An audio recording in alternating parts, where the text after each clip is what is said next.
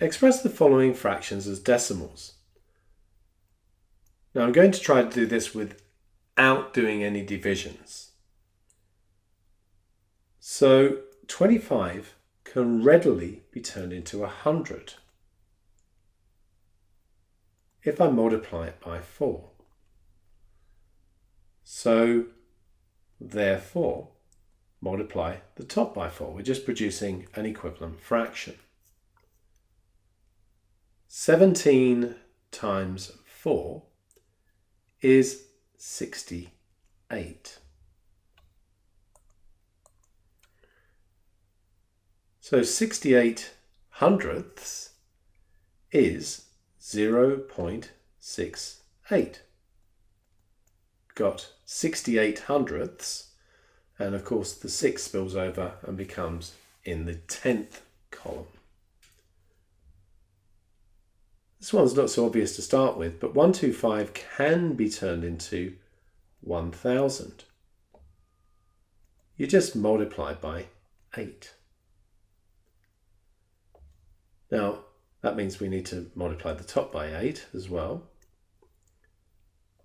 And 17, if we do 17 times 8, well, 10 times 8 is 80, and 7 times 8 is 56, so that's going to be 136. And 136 one-thousandths is 0.136. Note how the 6 ends up in the one-thousandths column. Forty doesn't easily go into 100, but here's what we can do. We can easily get it to become 200. To do that, we just multiply by 5. So I'll do the same to the top. So that's 35 over 200. And then if I divide top and bottom by 2, I get 17.5 over 100. The 7 here is the one that needs to end up in the hundredths column. So it's going to be 0.175. Just trying to think of some easier ways to get that.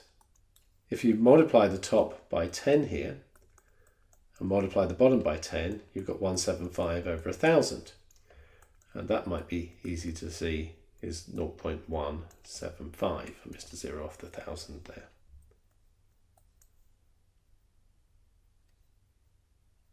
Okay. 7/8.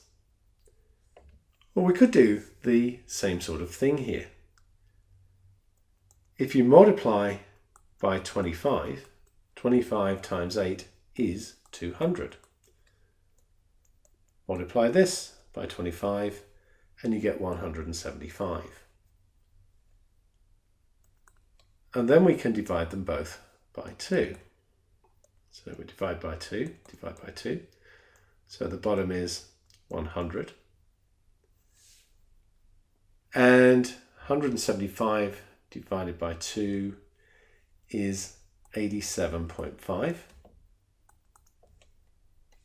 So that would be 875 over 1,000 if we multiply them both by 10, which is 0.875. Now I just thought of an easier way of doing it from here. Instead of dividing by 2, we could spot that we can easily turn 200 into 1,000. Multiply by 5. That means 175 needs to be multiplied by 5. Well, 100 times 5 is 500. 70 times 5 is 350. And 5 times 5 is 25. So altogether that gives me 875. And then we got to 875 over 100 there, which is 0.875. So what I'm saying is there's not always just one way of doing it. You may need to go with what you see first.